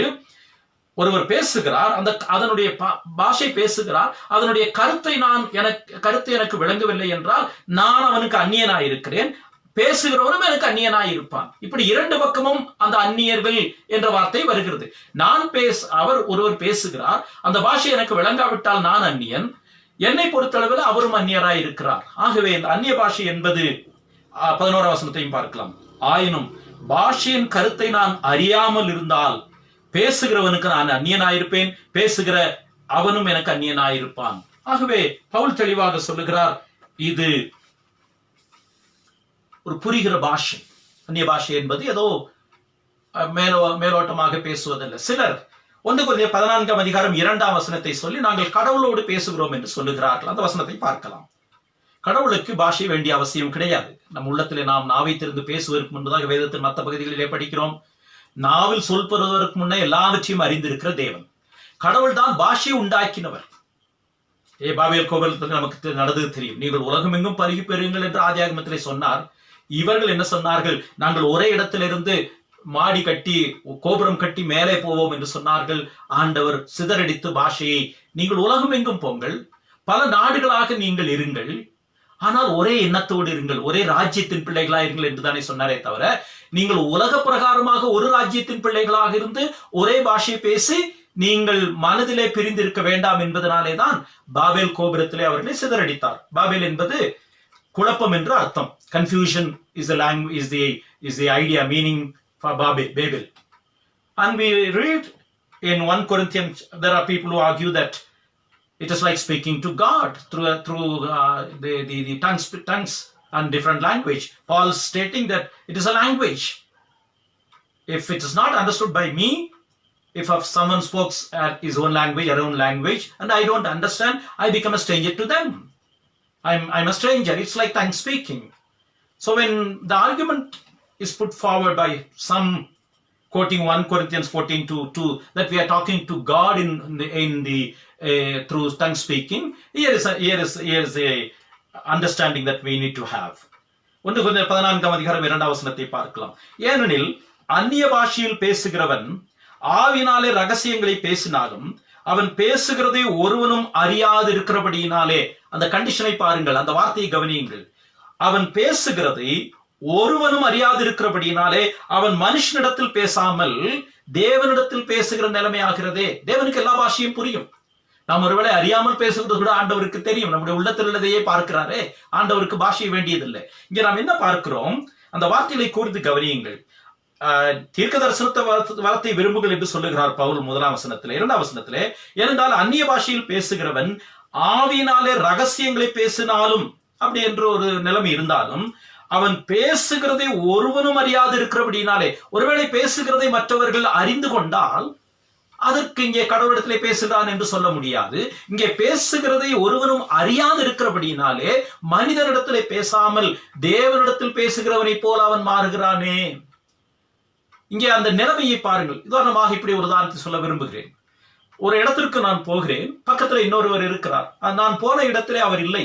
அப்பொழுது அடுத்த வீட்டுக்கு போய் நான் என்ன சொல்லுகிறேன், அவரை பார்க்க வந்தேன், அவர் இல்லாதபடியினாலே உங்களிடத்திலே வந்திருக்கிறேன் என்று சொல்லுகிற கூற்றை எடுத்துக் கொள்ளுங்கள். அங்கே அந்நிய பாஷையிலே பேசும்போது அவன் பேசுகிறதை ஒருவனும் அறியாது இருந்தால், அதை அந்த பாஷையை அறிந்தவர்கள் இல்லாமல், ஒருவேளை அதை வியாக்கியானப்படுத்தவர்கள் இல்லாமல் இருந்தால், இது எப்படிப்பட்ட ஒரு நிலைமை ஆகிறது என்றால், அவன் மனிதனிடத்திலே பேசவில்லை, தேவனிடத்திலே பேசுகிறது போல ஆகிவிடுமே. ஆகவே அந்த சூழ்நிலை, அவன் பேசுகிறது மற்றவர்களுக்கு விளங்காவிட்டால் இப்படிப்பட்ட ஒரு சூழ்நிலை வருகிறது என்பதைத்தான் பவுல் இங்கே சொல்லுகிறாரா இல்லாமல், கடவுளிடத்திலே பேசுவதற்கு எனக்கு விசேஷமான பாஷை என்பதை வேதத்தின் மற்ற பகுதிகளிலே இதற்கு இணையாக நாம் படிப்பதில்லை. There is a scenario by which you become like talking to God, because when you speak in tongues and no one understands and there is none to translate it or interpret it, there comes a scenario that you are talking to God, because God knows everything. God doesn't need language to understand things. Even our heart's groanings, our heart's desires, even before we begin to utter, God understands. And he fathoms everything that goes through our mind even before our lips could utter. ஆகவே கடவுளிடத்திலே பேசுகிறோம் என்று சொல்லும் போது கடவுளுக்கு பாஷை அவசியம் இல்லை என்பதை வேதத்தின் பல பகுதிகளிலே நாம் படிக்கிறோம். அவர் நம்ம எல்லாவற்றையும் அறிந்திருக்கிற கர்த்தர். அந்நிய பாஷை என்பதை மூன்றாவது நாம் பார்க்கிறோம். இது ஒரு பாஷை என்பதை நாம் விளங்கிக் கொள்ள வேண்டும். நான்காவது, ஒருவேளை இன்றைக்கு நேரம் குறைவாக இருக்கும் போல தெரிகிறது, நாம் இந்த 4 தவறான பாடங்களை மாத்திரம் படித்துவிட்டு இதிலே சில காரியங்கள் நாம் படித்துக் கொண்டு வருகிறோம். அது உங்களுக்கு பிரயோஜனமாக இருக்கும் என்று நம்புகிறேன். 4வது, ரட்சிப்பின் நிச்சயத்திற்கு அந்நிய பாஷை அவசியம் என்று சொல்லுவது. The claim that it is a certain sign of salvation. ரட்சிப்பின் நிச்சயத்திற்கு அந்நிய பாஷை அத்தியாவசியம் என்று சொல்லக்கூடிய ஒரு போதனை. It is a certain sign of salvation that is advocated by many, that if you are born again, if you are a believer in the Lord Jesus Christ, the evidence of is that you ought to speak in tongues. Let's analyze again in the light of the scriptures. இதையும் கடவுளுடைய வார்த்தையின் வெளிச்சத்திலே நாம் பார்ப்பது மிக மிக நல்லது. அப்போஸ்தலர் நடவடிக்கைகளுக்கு வருவோம். அப்போஸ்தலர் நடவடிக்கைகளிலே தான் இந்த ஆதி திருச்சபை கர்த்தருடைய வார்த்தையை அறிவித்தார்கள், பிரசங்கித்தார்கள். இங்கே நாம் கவனிக்க வேண்டிய ஒரு அம்சம் இருக்கிறது. அது நேரடியாக நமக்கு சம்பந்தம் இல்லாவிட்டாலும், பெந்தேகோஸ்து நாளில் அவர்கள் கூடி வந்த பொழுது சில வேதபண்டிதர்கள் சொல்லுகிறார்கள், முந்தின அதிகாரத்தில் சொல்லப்பட்ட 120 பேரும் அங்கே இருந்தார்கள் என்று சொல்லுகிறார்கள். ஏனென்றால் முதல் அதிகாரம் 15 வசனத்திலே, அந்நாட்களிலே சீஷர்களில் ஏறக்குறைய 120 பேர் கூடியிருந்த போது அவர்கள் நடுவிலே பேதுரு எழுந்து யூதாசை குறித்த காரியங்களை பேசுகிறார். 2ஆம் அதிகாரத்திலே பெந்தெகோஸ்தே என்னும் நாள் வந்த போது அவர்கள் எல்லாரும் ஒருமனப்பட்டு ஒரு இடத்திலே கூடினார்கள் வந்தார்கள் என்று சொல்லும் போது 120 பேரும் இருந்திருக்க வாய்ப்பு உண்டு பெரும்பாலான வேதம் என்று சொல்லுகிறார்கள். ஆனால் சிலர் என்ன சொல்லுகிறார்கள், 12 அப்போஸ்தலர்கள் தான் அங்கே முக்கியமாக இருந்தார்கள், மற்றவர்கள் அங்கே கூடியிருந்தார்கள் என்பதை சொல்லுகிறார்கள். அதற்கு காரணம் 14ஆம் வசனத்தை பார்க்கலாம். 2ஆம் அதிகாரம் 14ஆம் வசனம். அப்பொழுது பேதுரு 11 கூட நின்று அவர்களை நோக்கி, அப்ப 12 பேர் இருந்திருக்கிறார்கள். மத்தியாவை இப்பொழுது தெரிந்தெடுத்து விட்டார்கள். மத்தியாவை தெரிந்தெடுத்ததற்கு பிறகு நடந்த சம்பவம் 1ஆம் அதிகாரத்திலே 15ஆம் வசனத்தில் அந்நாட்களிலே சீஷர்களில் ஏறக்குரிய 120 பேர் கூடியிருந்த பொழுது அவர்கள் நடுவிலே பேதுரு எழுந்து நின்றார். அவர்கள் மத்தியிலே யூதாசுக்கு பதிலாக இன்னொருவனை தெரிந்தெடுக்கிறார். அப்போஸ்தலர் 2ஆம் அதிகாரத்திலே 14ஆம் வசனத்தில் அப்பொழுது பேதுரு 11 கூட எழுந்து நின்று உரத்த சத்தமாய் பேசுகிறார். ஆகவே ஒருவேளை 120 பேரும் அந்நிய பாஷையிலே பேசினார்களா என்பதற்கான தெளிவாக இல்லை, பேசி இருக்கலாம். 12 பேர் தான் என்று வைத்துக் கொள்ளலாம். நாம் சொல்ல விரும்புவது, ரட்சிப்பினுடைய நிச்சயத்திற்கு அந்நிய பாஷை அவசியம், அதுதான் முக்கியமான அடையாளம் என்று சொன்னால் வேதத்திலே அதற்கான ஆதாரம் இல்லை என்பதை நாம் பார்க்கிறோம். அப்போஸ்தலர் 4ஆம் அதிகாரத்திலே பார்க்கிறோம். அப்போஸ்தலர் 4ஆம் அதிகாரம் 4ஆம் வசனத்திலே கர்த்தருடைய வார்த்தை உபதேசிக்கிறார்கள். உயிர்த்தெழுதலை குறித்து முன்னிட்டு கிறிஸ்துவை பிரசங்கிக்கிறார்கள்.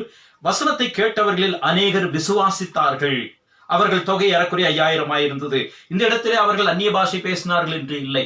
ரட்சிப்பின் நிச்சயத்திற்கு அந்நிய பாஷை கட்டாயம், அது அவசியம் என்றால் ஒவ்வொரு வேதத்திலே ஜனங்கள் மனம் திரும்பும் பொழுதெல்லாம் அவர்கள் ரட்சிக்கப்பட்ட உடனே அந்நிய பாஷையிலே பேசினார்கள் என்ற வார்த்தை வந்திருக்க வேண்டுமே, வரவில்லை. அதைத்தான் நாம் இங்கே கூர்ந்து கவனிக்க வேண்டும். மனம் திரும்புதல் அவசியம் என்று வேதம் சொல்லுகிறது. விசுவாசித்தவர்கள் மனம் திரும்பினார்கள், விசுவாசித்தவர்கள் கடவுளுடைய பிள்ளைகள் ஆக்கப்பட்டார்கள் என்று வேதம் சொல்லுகிறது. ஆனால் இது நிச்சயமாகவே அந்நிய பாஷை தான் ரட்சிப்பினுடைய அடையாளம், அது வெளிப்படுத்தப்பட வேண்டும் என்றால் வேதத்திலே ஜனங்கள் குறிப்பாக திரளாக மனம் திரும்பி ரட்சிக்கப்படும் போது எல்லாரும் அந்நிய பாஷை பேசினார்கள் என்று வர வேண்டுமே, அப்படி வேதத்திலே இல்லை என்பதை நாம் கவனிக்கிறோம். 5ஆம் அதிகாரத்திற்கு வருவோம். 5ஆம் அதிகாரத்திலேயும் அப்போஸ்தலர் நடவடிக்கைகள் முழுவதும் பல சந்தர்ப்பங்களிலே அநேகர் மனம் திரும்பி இருக்கிறார்கள். 42ஆம் வசனம் 41ஆம் வசனத்தில் அவர்களை அழைத்து ஆண்டவரை குறித்து, இயேசு கிறிஸ்துவை குறித்து நீங்கள் சொல்லக்கூடாது என்று சொன்னபோது தினந்தோறும் தேவாலயத்திலேயும் வீடுகளிலேயும் இடைவிடாமல் உபதேசம் பண்ணி இயேசுவே கிறிஸ்து என்று பிரசங்கித்தார்கள். அதனாலே சீஷர்கள் பெருகினார்கள். 6ஆம் அதிகாரம் 1 வசனத்தை பார்க்கிறோம். இப்படி நாம் அப்போஸ்தலர் நடவடிக்கைகளிலே திரும்ப திரும்ப பார்ப்பது, எப்பொழுதெல்லாம் மனம் திரும்புதல் நடக்கிறதோ, எப்பொழுதெல்லாம் ரட்சிப்பினுடைய சுவிசேஷம் அறிவிக்கப்பட்டு விளைவுகள் வருகிறதோ, அப்பொழுது எல்லா சமயத்திலும் அவர்கள் அந்நிய பாஷை பேசினதாக இல்லை. இது வரம் என்பதை ஒற்றுக்கொண்டோம். வரம் என்பது விசுவாசிகள் ஆனதற்கு பிறகு கொடுக்கப்படுவது. அதுவும் எல்லாருக்கும் எல்லா காலத்திலும் எல்லாருக்கும் எல்லா வகை வரமும் கிடையாது என்பதை புரிந்து கொண்டோம். இங்க என்ன பார்க்கிறோம்? அப்போஸ்தலர் நடவடிக்கைகள் முழுவதும் விசுவாசித்தார்கள், மனம் திரும்பினார்கள், கர்த்தருடைய பிள்ளைகளானார்கள், விசுவாசிகளானார்கள். இப்படித்தான் வார்த்தைகள் வருகிறதே அல்லாமல் ரட்சிப்பு நிச்சயத்திற்கு அந்நிய பாஷை கட்டாயம் அவசியம், அதுதான் அடையாளம் என்று சொன்னால் எல்லா இடத்திலும் எழுதியிருக்க வேண்டுமே. இன்னும் ஒரு இடத்துல அது வருகிறது. அப்போஸ்தலர் 10ஆம் அதிகாரம் 43ஆம் வசனத்திலே. அப்போஸ்தலர் 10ஆம் அதிகாரம் புறஜாதியான ஆகிய கொர்நேலியு வீட்டில் நடந்த சம்பவம். யூதர்கள் மத்தியிலே அப்போஸ்தலர் 2ஆம் அதிகாரத்திலே அந்நிய பாஷை பேசினார்கள் பெந்தெகோஸ்தே நாளிலே. இனி புறஜாதிகளும் இயேசு கிறிஸ்துவின் இரத்தத்தினாலே மீட்கப்பட முடியும், அவர்களும் கிறிஸ்துவினுடைய மந்தையிலே சேர்க்கப்பட முடியும். யூதர்களைப் போலவே அவர்களுக்கு புறஜாதிகளுக்கு தனி இடம், கீழான இடம், யூதர்களுக்கு மேலான இடம் அல்ல. புறஜாதிகளும் யூதர்களும் இயேசு கிறிஸ்துவை விசுவாசித்தால் ஒரே இனமாக, ஒரே கூட்டமாக, ஒரே குடும்பமாக சேர்க்கப்படுகிறார்கள் என்பதை விளங்கிக் கொள்வதற்காக, அறிவிப்பதற்காக அப்போஸ்தலர் 2ஆம் அதிகாரத்திற்கு பிறகு குறிப்பாக அந்நிய பாஷையில் இந்த சம்பவத்தை பார்க்கிறோம். அப்போஸ்தலர் 10ஆம் அதிகாரத்திலே இது கொர்நேலியு வீட்டில் நடந்த சம்பவம், புறஜாதிகள் கூடியிருந்த இடத்துல நடந்த சம்பவம். இந்த வார்த்தைகளை பேதுரு பேசிக் கொண்டிருக்கையில் வசனத்தை கேட்ட யாவர்கள் மேலும் பரிசுத்த ஆவியானவர் இறங்கினார். அவர்கள் பல பாஷைகளை பேசுகிறதையும் தேவனை புகழுகிறதையும், பேதுருவோட கூட வந்திருந்த விருத்த சேதனம் உள்ள விசுவாசிகள், அவர்கள் யூதர்கள். இது யார் பேசுகிறார்கள்? விருத்த சேதனம் இல்லாத புறஜாதியார் பல பாஷைகளை பேசுகிறதையும் தேவனை புகழுகிறதையும் பேதுருவோட வந்திருந்த விருத்த சேதனம் உள்ள விசுவாசிகள் கேட்கும் போது பரிசுத்த ஆவியின் வரம் புறஜாதிகள் மேலும் பொழிந்தள்ளப்பட்டதை குறித்து பிரமித்தார்கள். The same ஆங்கில வேதாகமத்திலே ஆதியிலே பரிசுத்த ஆவியானவர் நம்ம மேல் எப்படி இறங்கினாரோ அதே போல இறங்கினார் என்று சொல்லுகிறதை நாம் பார்க்கிறோம். ஆகவே 11ஆம் அதிகாரத்தை பார்க்கலாம். புறஜாதியாரும் தேவவசனத்தை ஏற்றுக்கொண்டார்கள் என்று யூதேவில் இருக்கிற அப்போஸ்தலரும் சகோதரரும் கேள்விப்பட்டார்கள். இது புறஜாதிகளும் கிறிஸ்துவின் மந்தையிலே சேர்க்கப்படுகிறார்கள் என்று சொல்லக்கூடிய சிறிய பெந்தேகோஸ்தே நிகழ்வை போல இந்த இடத்திலே விவரிக்கப்படுகிறது. இதற்கு பிறகு பெரும்பாலும் வசனத்தை சொன்னார்கள், மனம் திரும்பினார்கள், விசுவாசித்தார்கள், ஏற்றுக்கொண்டார்கள், ரட்சிக்கப்பட்டார்கள். இதுதான் இந்த வார்த்தைகள் தான் தொடர்ந்து வருகிறது. This is a miniature Pentecost like, because this is Acts 10 as occurred in a Gentile home where Cornelius and his family and those who assembled there could come to the saving knowledge of Christ, where in which the Holy Spirit was poured upon them. And Peter is reporting to state that, like similar to how he was poured upon the church at Jerusalem on the day of Pentecost, it has happened among the Gentiles. So Gentiles and Jews together constitute the Church of Christ, the one family. There is no Jew, no Gentile difference involved. So to prove that from Jews or Gentiles, from whichever background you come from, through the blood of Christ, you become one, and there is no disparity between Jews and Gentiles. That is the narrative that is found, that is recorded in Acts chapter 10, after which we gradually see how people are saved through repentance and belief in the Lord Jesus Christ.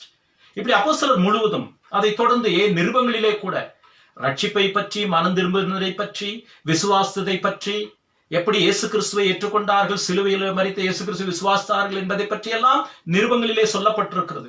குறிப்பாக புதிய ஏற்பாட்டை எழுதின 4 ஆக்கியோன்கள், யோவானோ, பேதுருவோ, யாக்கோபோ, பரிசுத்தாவியானவரை பற்றி பேசியிருக்கிறார்கள், மனம் திரும்புதலை பற்றி பேசியிருக்கிறார்கள், விசுவாசத்தை பற்றி பேசியிருக்கிறார்கள். ஆனால் அந்நிய பாஷை அதற்கு நிச்சயமான அடையாளம் என்பதை வலியுறுத்தி இல்லையே. ஆனால் மாறாக, நீங்கள் உண்மையாக ரட்சிக்கப்பட்டிருந்தீர்கள் என்றால் நீங்கள் திவ்ய சுபாவத்திலே பங்கு கொள்ளுங்கள், இந்த உலகத்தில் உள்ள கேட்டுக்கு தப்பி நில்லுங்கள், இன்னும் ஆண்டவருக்கு உண்மையாயிருங்கள். யோவான், அன்பின் அப்போஸ்தலனாகிய யோவான், நீங்கள் ஆண்டவரிலே அன்பு கூறுங்கள், அவருடைய வார்த்தைக்கு கீழ்ப்படியுங்கள். யாக்கோபு, உங்களுடைய விசுவாசத்தின் நற்கிரியைகளை காண்பியுங்கள். இப்படி இந்த 3 முக்கியமான, பவுலும் சேர்த்து சொல்ல வேண்டும் என்றால் இந்த 4 மிக முக்கியமான ஆக்கியோன்களும் அதற்கு பிறகு விசுவாசத்தினுடைய அடையாளமாக, மனம் திரும்புதலின் அடையாளமாக மற்ற அநேக அம்சங்களை வலியுறுத்துகிறார்களே அல்லாமல் அந்நிய பாஷை தான் ரட்சிப்பினுடைய நிச்சயத்தினுடைய அடையாளம் என்று வலியுறுத்தி சொல்லவில்லை. ஆகவே அது வரம் என்று சொல்லுகிறோம். வரம் என்றால் விசுவாசிகளுக்கு. We don't see the major writers of the New Testament like Paul in the later stage in his epistles, but for 1 Corinthians, because it had a peculiar problem. But for 1 Corinthians, neither Paul nor the rest of the apostles, the key pen writers, key writers in the New Testament, Peter, James and John, they never wrote about the tongue speaking as an evidence of salvation or the assurance of salvation.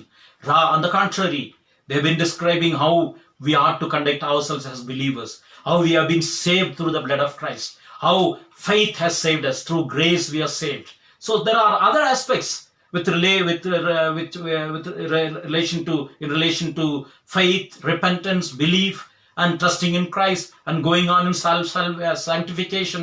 Those narratives are all over the rest of the epistles, but there is no evidence to suggest that tongue speaking is the sole evidence for the assurance of salvation. இப்படி இந்த 4 காரியங்களையும் நாம் பார்க்கிறோம். மீதி இருக்கக்கூடிய 5-7 நிமிஷங்களில் தயவு செய்து 1 கொரிந்தியர் 14ஆம் அதிகாரத்திற்கு திருப்பி அதை பார்த்து முடித்து விடலாம். 1 கொரிந்தியர் 14ஆம் அதிகாரம் 12ஆம் அதிகாரத்திலே பொதுவாக வரத்தை பற்றி பேசுகிறார் பவுல். அன்றியும் சகோதரரே, ஆவிக்குரிய வரங்களை குறித்து நீங்கள் அறியாதிருக்க எனக்கு மனதில்லை. நீங்கள் அஞ்ஞானிகளாய் இருந்த போது உங்கள் மனதை எப்படி செலுத்தினீர்கள்? பவுல் ஆவிக்குரிய வரங்களை பற்றி பேசும்போது கொரிந்து சபையில் இருந்த சரியான பிரச்சனை. மற்ற சபைகளிலே இதை எழுதவில்லை. இந்த அந்நிய பாஷை பற்றியும் வரங்களை பற்றியும் பவுல் கொரிந்து சபைக்கு எழுதினது வரங்களை பற்றிய சில குழப்பங்கள் இருந்தபடியினாலே, விசுவாசிகள் ஆனதற்கு பிறகு வரங்களை பற்றிய சில குழப்பங்கள் இருந்தபடியினாலே பவுல் இதை எழுதியிருக்கிறார். ஆகவே நீங்கள் அஞ்ஞானிகளாய் இருந்த போது, அஞ்ஞானிகளாய் புற நம்பிக்கையில் இருந்த பொழுது நீங்கள் எல்லாவற்றையும் நடப்பித்தீர்கள், நீங்கள் செய்தீர்கள், நீங்கள் உங்களுடைய வரங்களை காண்பித்தீர்கள், நீங்கள் தான் எல்லாம் செய்ய வேண்டியதாயிற்று. ஆனால் நீங்கள் இயேசு கிறிஸ்துவை ஏற்றுக்கொண்ட பொழுது உங்களுக்குள்ளும் உங்கள் மூலமாகவும் பரிசுத்த ஆவியானவர் செயல்படுகிறார். ஏனென்றால் நீங்கள் தேவனுடைய ஆலயமாய் இருக்கிறீர்கள், தேவனுடைய சரீரமாய் இருக்கிறீர்கள், சரீரத்தின் அவயவங்களாய் இருக்கிறீர்கள் என்று 1 கொரிந்தியர் 12ஆம் அதிகாரத்திலே சொல்லுகிறார். அதற்கு அறிமுகத்தை பார்க்க வேண்டும். நீங்கள் ஆவிக்குரிய வரங்களை குறித்து அறியாதிருக்க மனதில்லை. நீங்கள் அஞ்ஞானிகளாக இருந்த பொழுது எப்படி நடந்தீர்கள்? ஆனால் நீங்கள் கிறிஸ்துவை ஏற்றுக்கொண்டதற்கு பிறகு நீங்கள் செயலாற்றுவது கிடையாது, நீங்கள் உங்களுடைய சாமர்த்தியத்தை காண்பிப்பது கிடையாது. ஆவியானவர் வரங்களை உங்களுக்குள்ளாக கொடுத்து ஒரு சரீரமாக உங்களை வைத்து ஒவ்வொரு சரீரத்திற்கும் ஒவ்வொரு கனத்தையும் மேன்மையும் அதற்குரிய முக்கியத்துவத்தையும் கொடுத்து அதன் மூலமாக நீங்கள் செயல்பட வேண்டும் என்று விரும்புகிறார் என்பதை 12ஆம் அதிகாரத்திலே சொல்லி இருக்கிறார். 13ஆம் அதிகாரத்தில் அன்பை பற்றி பேசுகிறார். அன்பில் அந்த வார்த்தையிலே கூட அன்பை பற்றி பேசும்போது நம்முடைய அறிவு குறைவுள்ளது, நாம் தீர்க்க தரிசனம் குறைவுள்ளதும் சொல்லுதலும் குறைவுள்ளது, அந்நிய பாஷைகளானாலும் ஓய்ந்து போம், அறிவானாலும் ஓய்ந்து போம். ஆனால் அன்பு எவ்வளவு முக்கியம் என்பதை சொல்லிவிட்டு 14ஆம் அதிகாரத்திலே அந்நிய பாஷையை பற்றி பிரத்யேகமாக சொல்லுகிறார். 1-2 வசனங்களை பார்க்கலாம். அதிலே கொரிந்துவிலே இருந்த பிரச்சனையை பற்றி சொல்லுகிறார்.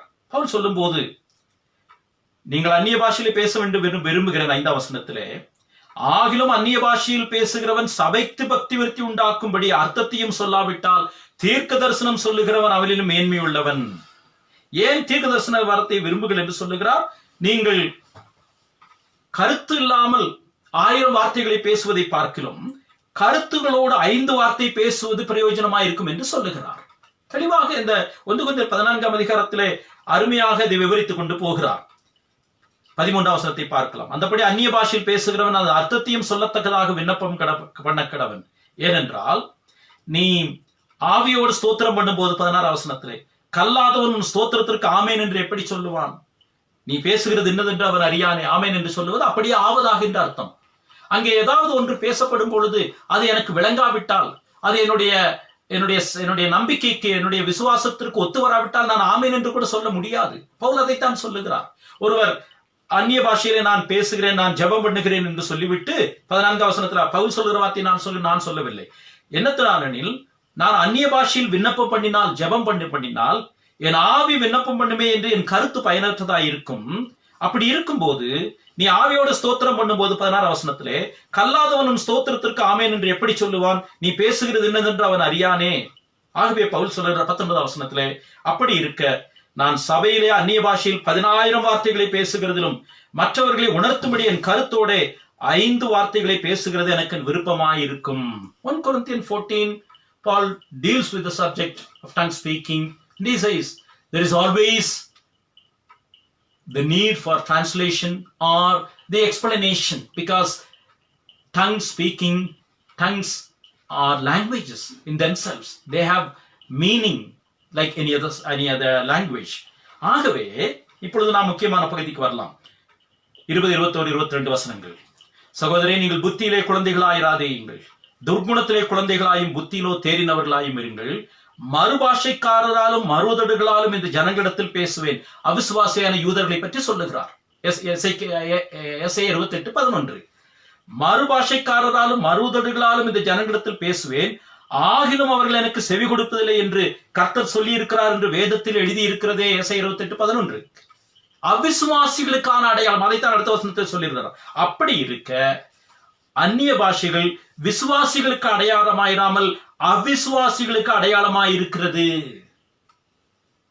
அதை ஆண்டவர் இஸ்ரவேல் ஜனங்களுக்கு, அவிசுவாசியான இஸ்ரவேல் ஜனங்களுக்கு கற்றுக் கொடுக்கும்படியாக அதை செய்தார். அதைத்தான் அப்போஸ்தலர் 2ஆம் அதிகாரத்திலே படிக்கிறோம். அப்போஸ்தலர் 2ஆம் அதிகாரத்திலே 1-2 வார்த்தைகளை நீங்கள் கவனிக்க வேண்டும் என்று விரும்புகிறேன். அப்போஸ்தலர் 2ஆம் அதிகாரத்திலே 2 பகுதி இருக்கிறது. முதல் பகுதி 12ஆம் வசனம் வரைக்கும், அதாவது அங்கே கூடியிருந்த ஜனங்கள் அந்த அப்போஸ்தலர்களோ அல்லது 120 பேரோ அந்நிய பாஷையிலே பேசின பொழுது உலகத்தின் பல நாடுகளிலும் இருந்து பெந்தேகோஸ்தே பண்டிகைக்காக வந்த அந்த யூதர்கள், இவர்கள் தேவனுடைய மகத்துவங்களை நம்முடைய பாஷையிலே பேசுகிறார்களே என்று அவர்களுக்கு விளங்கிவிட்டது.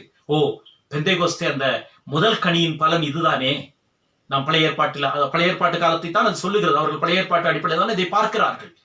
பார்த்துவிட்டு அவர்கள் சமாதானம் அடைந்து விட்டார்கள்.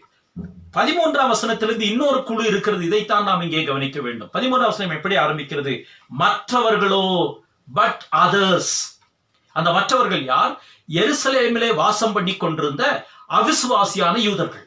அவர்கள் தான் இவர்களை பார்த்து குடித்து வெறித்து இருக்கிறார்கள் என்று சொன்னார்கள்.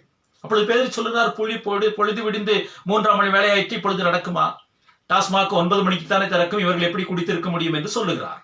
அப்படி சொல்லிவிட்டு அவர்களை பார்த்து பேசுகிறார். யாரை பார்த்து பேசுகிறார்? இப்ப நாம் கவனிக்க வேண்டும். 14ஆம் வசனத்தை பார்க்கலாம். அந்த அவிசுவாசியான யூதர்களோடு இந்த வார்த்தைகளை பேசுகிறார். அப்பொழுது பேதுரு 12 கூட எழுந்து நின்று அவர்களை நோக்கி உரத்த சத்தமாய், யூதர்களே, எருசலேமில் வாசம் பண்ணுகிற ஜனங்களே, யூதர்களே, எருசலேமில் வாசம் பண்ணுகிற ஜனங்களே, நீங்கள் எல்லாரும் அறிந்து கொள்வீர்களாக என் வார்த்தைகளுக்கு செவி கொடுங்கள். இது யோவேல் தீர்க்கதரிசியின் காலத்திலே சொல்லப்பட்டது நிறைவேறுகிறது.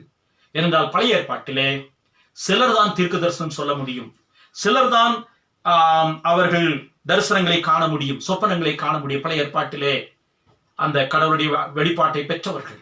ஆனால் கடைசி நாட்களில் நான் மாம்சமான யாவர் மேலும் என்ன ஆவியை ஊற்றுவேன். இதைத்தான் ஆதியாகமும் யாத்ராகமும் புஸ்தகத்திலே, என்னாகமும் புஸ்தகத்திலே மோசே சொல்லுகிறார், கர்த்தருடைய ஜனங்கள் எல்லாரும் தீர்க்க தரிசனம் சொன்னால் நலமாயிருக்கு, எல்லாரும் என்கிற வார்த்தை. எல்லாரும் அதே வார்த்தை தான் இங்கே பயன்படுத்தப்பட்டது. கடைசி நாட்களில் நான் மாம்சமான யாவர் மேலும் எல்லார் மேலும் என் ஆவியை ஊற்றுவேன். மோசே பழைய ஏற்பாட்டிலே சொன்னார், கடவுளுடைய அந்த அந்த வார்த்தையை, தீர்க்க தரிசனத்தை எல்லாரும் சொன்னால் நன்றாக இருக்குமே என்று சொன்னார். அந்த தொடர்ச்சி யோவேல் தீர்க்கதரிசியின் காலத்தில் வெட்டுக்கிளி அரித்து அவர்கள் பண்டிகை கொண்டாட முடியாமல் போன போது, அவர்கள் ஜனங்கள் ஆண்டவரிடத்தில் மனம் திரும்பின போது அவர்களுக்கு பண்டிகைக்குரிய நன்மையை கொடுத்து சொன்னார், கடைசி நாட்களில் நான் மாம்சமான யாவர் மேலும் ஆவி ஊற்றுவேன். ஏற்கனவே சில வாரங்களுக்கு முன்பாக எவை கடைசி நாட்கள் என்பதை குறித்த ஒரு வேத பாடத்தை நாம் படித்திருக்கிறோம். தயவு செய்து நீங்கள் அதை விரிவாக பார்க்கலாம். என்றைக்கு இயேசு கிறிஸ்து இந்த உலகத்திலே வந்து மரித்து உயிர் செழுந்து பரிசுத்த ஆவியானவர் சரித்திரபூர்வமாக சபையின் மேல் ஊற்றப்படுகிறாரோ அன்றிலிருந்து கடைசி நாட்கள் ஆரம்பிக்கிறது. அது கடைசி நாட்களினுடைய முதல் அத்தியாயம். அதைத்தான் அப்போஸ்தலர் 2ஆம் அதிகாரத்தில் இந்த பெந்தேகோஸ்தே நாள் நடந்தது. இதுதான் யோவேல் தீர்க்கதரிசியினால் உரைக்கப்பட்டது. கடைசி நாட்கள் என்று வருது. இது ஆரம்பம். ஏன்னா மாம்சமான யாவர் மேலும் என் ஆவியை ஊற்றுவேன். ஏனென்றால் ஏற்கனவே நாம் பார்த்தோம், பெந்தேகோஸ்தே நாள் என்பது முதற்கனியின் நாள். யூதர்களும் புறஜாதிகளும் இயேசு கிறிஸ்துவிலே இனி அந்த முதல் கனியிலே 2 அப்பத்தை சுட்டு கடவுளுக்கு அசைவாட்டும் கனியாக படைப்பார்கள். அசைவாட்டுதல் என்றால் இயேசு கிறிஸ்து மரித்து உயிர் தெழுந்தவர்களின் முதற் பலனாக பிதாவினுடைய வலது பார்சத்திலே நின்று உயிர் தெழுந்த நம்பிக்கையை கொடுத்தபடியினாலே பரிசுத்த ஆவியானவர் இந்த உலகத்திலே ஊற்றப்பட்டார். அதைத்தான் பெந்தேகோஸ்தே பண்டிகை என்று சொல்லுகிறோம். அதனுடைய அடையாளம் தான் அந்த செயல்பாடுகளை நாம் பார்க்கிறோம். ஆகவே அந்நிய பாஷை என்பது ஒரு வரம். எல்லா வரமும் எல்லா காலத்திலும் எல்லாருக்கும் கொடுக்கப்படுவது கிடையாது. சில அஸ்திவாரமான வரங்கள் இருக்கிறது. எபேசியர் 2ஆம் அதிகாரம் 20ஆம் வசனத்திலே, அப்போஸ்தலர் தீர்க்கதரிசிகள் என்பவருடைய அஸ்திபாரத்தின் மேல் கட்டப்பட்டீர்களே. அப்போஸ்தலம் என்பது ஒரு வரம், ஏற்கனவே நாம் பார்த்தோம். தீர்க்க தரிசனம் என்பது ஒரு வரம். அப்போஸ்தலர் தீர்க்கதரிசிகள் என்பவருடைய அஸ்திபாரத்திலே நீங்கள் கட்டப்பட்டீர்களே. இப்பொழுது நீங்கள் மாளிகையாக கட்டப்பட்டு வருகிறீர்கள். Foundation is invisible, the external building is visible. அடிக்கடி நாம் அஸ்திவாரத்தை மாற்ற முடியாது, மாற்றக்கூடாது. கடவுளுடைய வார்த்தை எழுதுவதற்கு அடையாள வரங்களை பெற்றவர்கள் தீர்க்கதரிசிகளும் அப்போஸ்தலர்களும். அதற்கு பிறகு கடவுளுடைய வார்த்தை எழுதப்பட்டதற்கு பிறகு சபையில் போதிக்கக்கூடிய வரங்கள், மெய்ப்பனுடைய வரம், சுவிசேஷகருடைய வரம், இப்படி வரங்கள் கடவுளால் நியமிக்கப்பட்ட பகிர்ந்தளிக்கப்பட்ட வரங்கள் இன்றும் தொடர்ந்து வருகிறது. இன்றைக்கும் அந்நிய பாஷை என்பது சுவிசேஷம் அறிந்திராத ஜனங்கள் மத்தியிலே சென்று நாம் கடவுளுடைய வார்த்தையை வியாக்கியானப்படுத்துவதும், அதை படித்து அறிந்து அவர்கள் மத்தியிலே சுவிசேஷத்தை அறிவிப்பதும், அவர்கள் மொழியிலே வேதத்தை கொடுத்து அவர்கள் தேவனுடைய கிருபைக்கு நேராக திருப்பப்படுவதையுமே அந்நிய பாஷையுடைய தாக்கம் என்று சொல்லுகிறோம். கடவுளிடத்திலே பேசுவதற்கு பாஷை வேண்டாம். அவரே பாஷையை கொடுத்திருக்கிறார், அவர் எல்லாவற்றையும் அறிந்திருக்கிறார். ஆனால் ஆவியின் வரங்களையும் ஆவியின் கனியையும் நாம் பிரிக்க முடியாது, பிரிக்கக்கூடாது. We cannot separate the gifts of the Spirit from the fruit of the Spirit. ஆவியின் கனி இல்லாவிட்டால், அன்பிலே தொடங்கி இச்சை அடக்கத்திலே முடிகிற ஆவியின் கனி இல்லாவிட்டால் வரங்கள் என்பது சுய பெருமைக்காகவும் சுய மேன்மைக்காகவும் இருக்க முடியும். கடவுள் வரங்களை விசுவாசிகளுக்கு கொடுத்திருக்கிறார். அதை பரிசுத்த ஆவியானவருடைய ஒத்தாசையை கொண்டு சபையின் பக்தி விருத்திக்காக, ஜனங்களுடைய நன்மைக்காக ஆவியின் கனியோடு அன்பு, சந்தோஷம், சமாதானம், நீடிய பொறுமை, தயவு, நற்குணம், சாந்தம், விசுவாசம், இச்சையடக்கம், இந்த ஆவியின் கனியினுடைய 9 அம்சங்கள் அடங்கிய இந்த தன்மையில நாம் வெளிப்படுத்த அழைக்கப்படுகிறோம். நாம் கேட்ட சத்தியம் ஓரளவுக்கு தெளிவையும் மாத்திரமல்ல, இன்னும் நாம் பரிசுத்த ஆவியானவரால் புதுப்பிக்கப்பட வேண்டும் என்ற உணர்வையும் கொடுத்திருக்கும் என்று நம்புகிறேன். கர்த்தர் தாமே இந்த வசனங்களை நமக்கு ஆசீர்வதித்து கொடுப்பாராக.